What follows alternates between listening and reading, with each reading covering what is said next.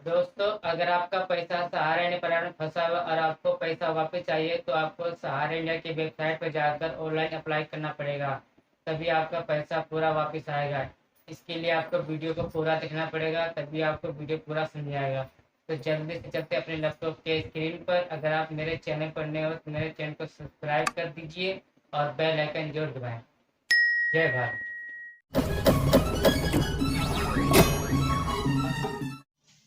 आपने सबसे पहले गूगल ब्राउज़र ओपन कर लेना है। फिर आपने सर्च बार में टाइप करना है सहारा रिफंड पोर्टल। लिख के आपने ओके पर क्लिक कर देना है। फिर आपके सामने सबसे ऊपर एक ऑप्शन दिखाई दे रहा है, आपने इस वाले ऑप्शन पर क्लिक कर देना है। क्लिक करने के बाद फिर आपके सामने एक नई वेबसाइट ओपन हो जाएगी, सहारा रिफंड पोर्टल। आपने इस वेबसाइट पर आ जाना है। आ जाने के बाद फिर आपको एक ऑप्शन दिखा रहा है जमाकर्ता पंजीकरण। आपने इस वाले ऑप्शन पर क्लिक कर देना है। क्लिक करने के बाद फिर आपने यहाँ पर आधार कार्ड के आखिरी के 4 नंबर यहाँ पर आपने टाइप कर देना है, आखिरी के आधार कार्ड। उसके बाद फिर आपसे आधार कार्ड जो मोबाइल नंबर लिंक है, आपने मोबाइल नंबर यहाँ पर लिख देना। लिख के फिर आपने OTP प्राप्त करे पर क्लिक कर देना है। क्लिक करने के बाद फिर आपके मोबाइल नंबर पे एक SMS आया होगा, आपने उस OTP लिख कर ओके पर क्लिक कर देना है। फिर आपको यहाँ पर आधार डेटा का उपयोग करने के लिए जमाकर्ता की सहमति चाहिए। आपको ये नीचे एक बॉक्स दिखाई दे रहा है, आपने यहाँ पर टिक मार्क लगा देना है और मैं सहमत हूँ पर क्लिक कर देना है।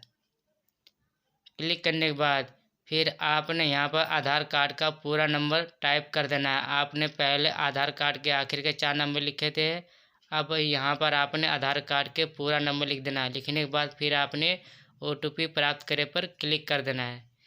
क्लिक करने के बाद फिर आपके आधार कार्ड से जुड़े मोबाइल नंबर पर OTP भेजा जाएगा। फिर आपके मोबाइल नंबर पर OTP आएगा। OTP आपने लिख के यहाँ पर OTP सत्यापित क्लिक करे पर क्लिक कर देना है। उसके बाद फिर आपका पूरा एड्रेस आधार कार्ड के थ्रू आ जाएगा। आपका पूरा नाम आ जाएगा, जन्म तारीख आ जाएगा, पिता या पति का नाम, और आपके आधार कार्ड से जो बैंक लिंक है वो यहाँ पर शो कर देगा। उसके बाद पूरी डिटेल चेक करने के बाद फिर आपको नीचे एक ऑप्शन दिखाई दे रहा है ईमेल। आपने यहाँ पर कोई एक ईमेल आईडी लिख देना है। लिखने के बाद फिर आपने ईमेल सहेजा पर क्लिक कर देना है। क्लिक करने के बाद फिर आपका सफलतापूर्वक सहेजा गया है। फिर आपने अगला वाले ऑप्शन पर क्लिक कर देना है। क्लिक करने के बाद फिर आपको यहाँ पर पूरी फॉर्म को फिल करना अच्छी तरह से, तभी आपका सारा रिफंड का पैसा पूरा वापस आएगा। आपने सबसे पहले सोसाइटी का नाम आपने सेलेक्ट कर, आपके सामने यहाँ पर 4 ऑप्शन है। जो आपके सोसाइटी का नाम है आपने उस वाले ऑप्शन पर क्लिक कर देना है। अगर आपको सोसाइटी का नाम नहीं पता तो आपको सहारा का एक रसीद दिया गया, आपने उस पर जाकर क्लिक करके देख लेना है। आपका यहाँ पर सबसे ऊपर एक सहारा का नाम दिया गया है, यही आपका सोसाइटी का नाम है। उसके बाद फिर आपको यहाँ पर एक और ऑप्शन दिखाई देगा मेंबरशिप नंबर। आपने मेंबरशिप का नंबर पूरा अच्छी तरह चेक कर लेना है और यहाँ पर संख्या जो लिखा है आपने लिख देना है। उसके बाद खाता संख्या, आपने खाता संख्या को सहारा के रसीद पर देख लेना है कि कहाँ पर लिखा हुआ है। आपने क्या करना है, थोड़ा सा नीचे आ जाना है। नीचे आने के बाद फिर आपको एक ऑप्शन दिखाई दे रहा है मेंबरशिप नंबर। उसके नीचे आपको सामने नीचे एक ऑप्शन दिखाया है कंट्रोल नंबर, यही आपका खाता संख्या नंबर है। आपने इसका पूरा डिटेल अच्छी तरह से लिख लेना है।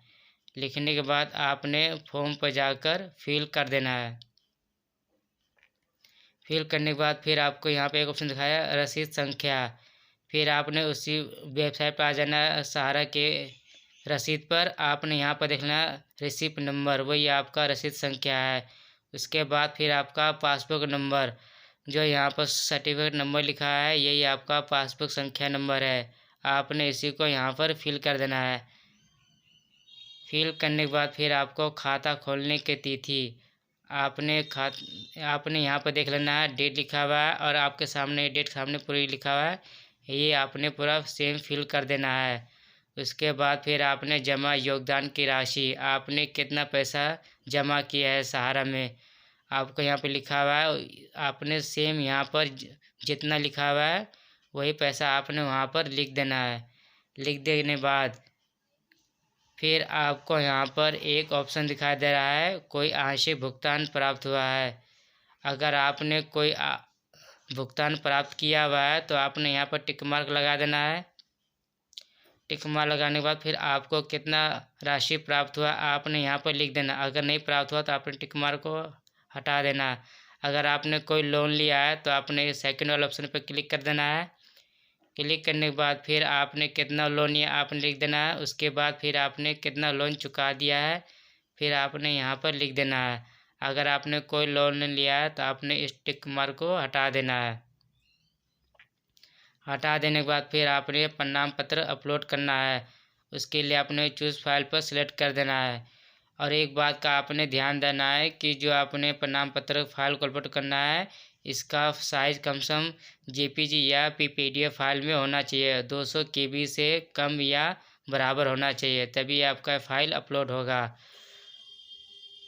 इसके लिए आपने जो सहारा का जो रसीद है वही आपने फाइल को यहाँ पर अपलोड कर देना है।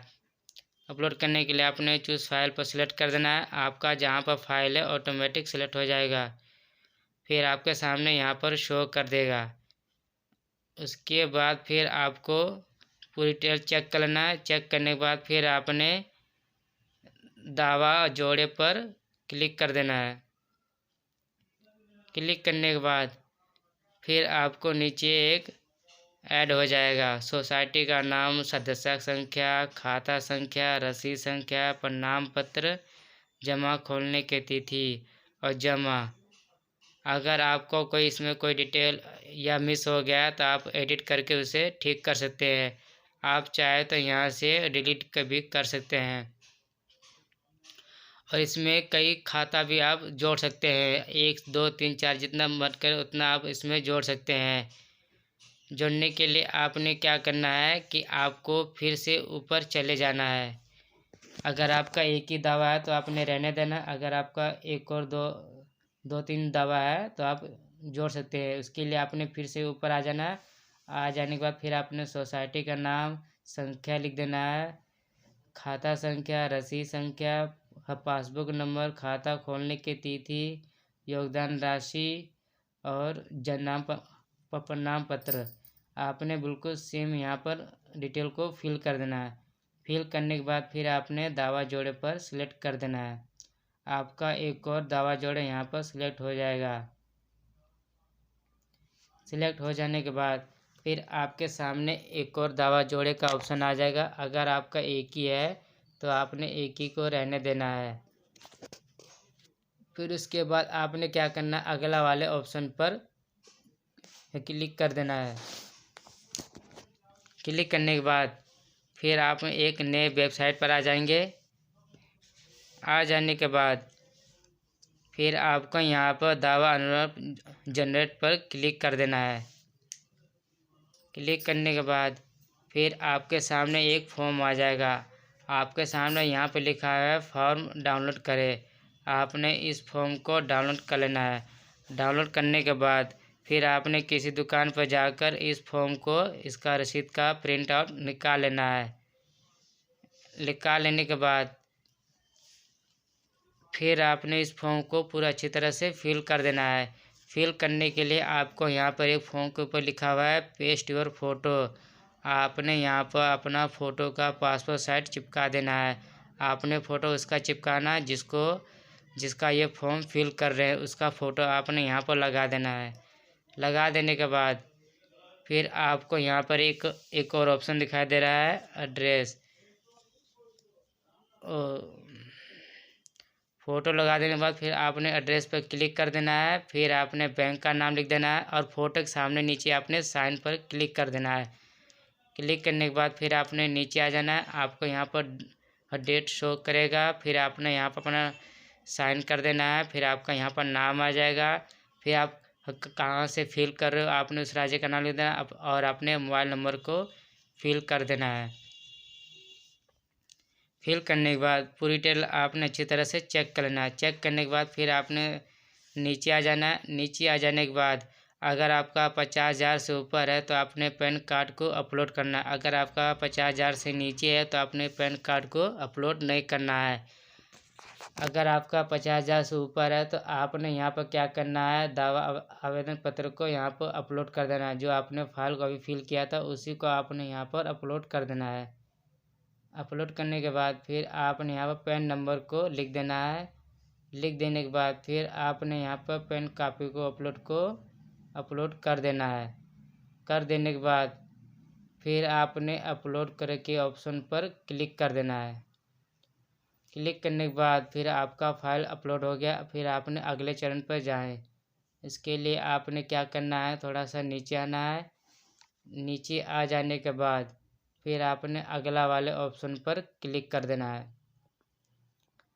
क्लिक करने के बाद फिर आपका यहाँ पर पूरा डिटेल अच्छी तरह से अपलोड हो जाएगा। फिर आपका यहाँ पर धन्यवाद का ऑप्शन आ जाएगा। फिर आपका यहाँ पर आवेदन संख्या को आपने नोट करके कहीं लिख लेना है। फिर आपने यहाँ पर कुछ भी नहीं करना। आपके 30 दिनों के भीतर आपका सिफारिश देगा। उसके बाद आपको 15 दिनों के भीतर आपको SMS आएगा और 45 दिनों के अंदर आपको सूचित किया है कि आपका पैसा बैंक खाते में कब आएगा। तो इस तरह से दोस्तों सहारा रिफंड का पैसा बहुत आसानी से ऑनलाइन फिल किया जाता है। अगर वीडियो आपको अच्छी लगे तो वीडियो को लाइक करें, कमेंट करें, शेयर करें और मेरे चैनल को सब्सक्राइब कर दीजिए। धन्यवाद।